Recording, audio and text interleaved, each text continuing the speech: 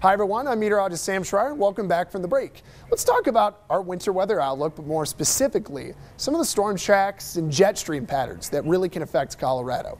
Now this is a pretty typical one. We get cold air to dip down with a trough, not a super deep trough, not super cold, not super snowy, but it can still swing energy right over Colorado, especially central North Colorado. It's good for the Rockies, and we still get plenty of polar cold fronts to kind of dip on by. We get cold, and again, we can get some snow out of this type of system down into the Front Range and Plains.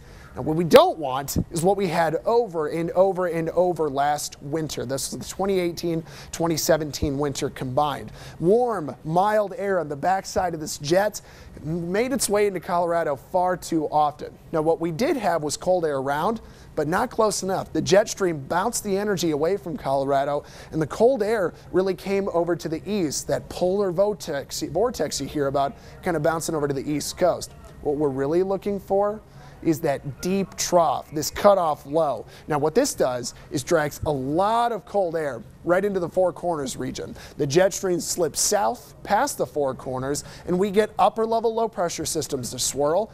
Four corner low pressure systems, we can even get some Albuquerque lows to come in. That helps the Front Range grab a lot of snow, and more importantly, it can give those Rockies really good heavy snowfall. The ski resorts love this type of dip in the jet stream, and the hope is that we can get at least a few more of these through this upcoming winter season.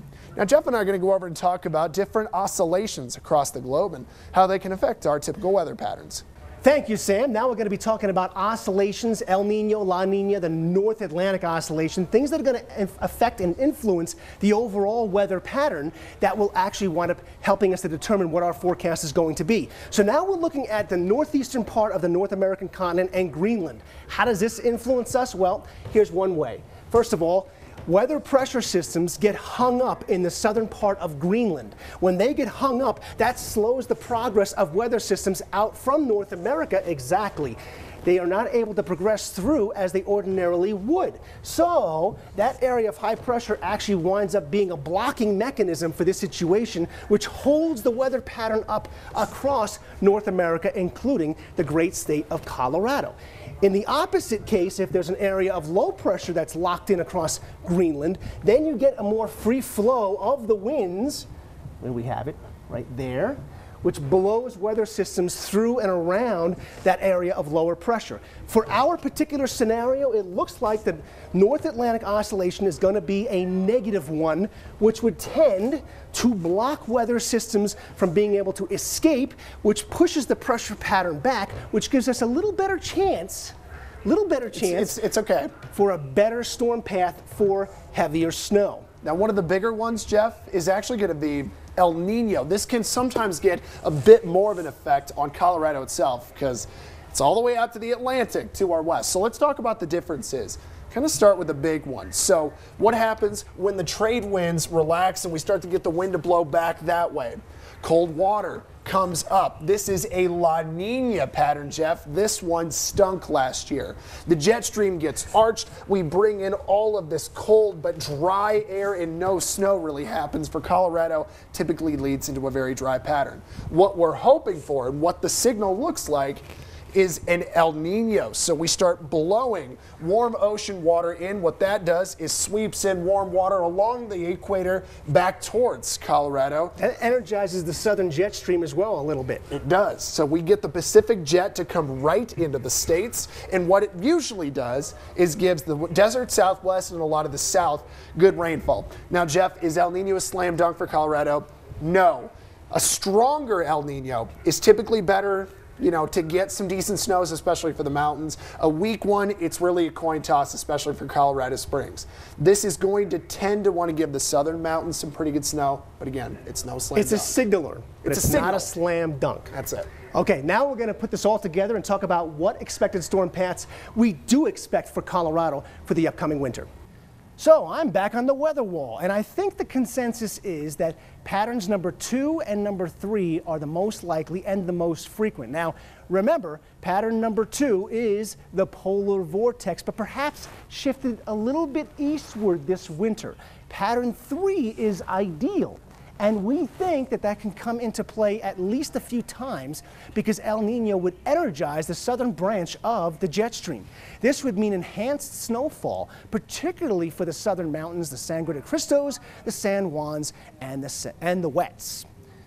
Now, it is worth sharing what the National Weather Service has put out there for both the temperatures and the precipitation. So, I'm going to show you what is the likelihood that temperatures could come in above or maybe below normals. So here you can see that they are confident that the east will come in near average, whereas the west will come in above. And the further west you live, the more likely the pattern favors warmer over colder.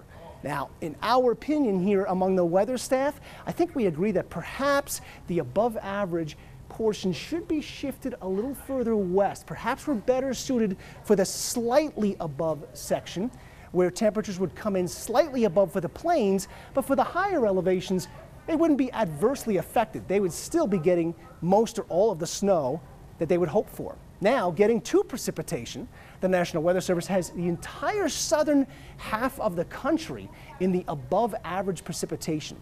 For the southernmost parts of our area as well, we'll likely see slightly above average precipitation, which goes well with El Nino shifting the jet stream further northwards, often enough to be conducive to a little extra white out of those clouds.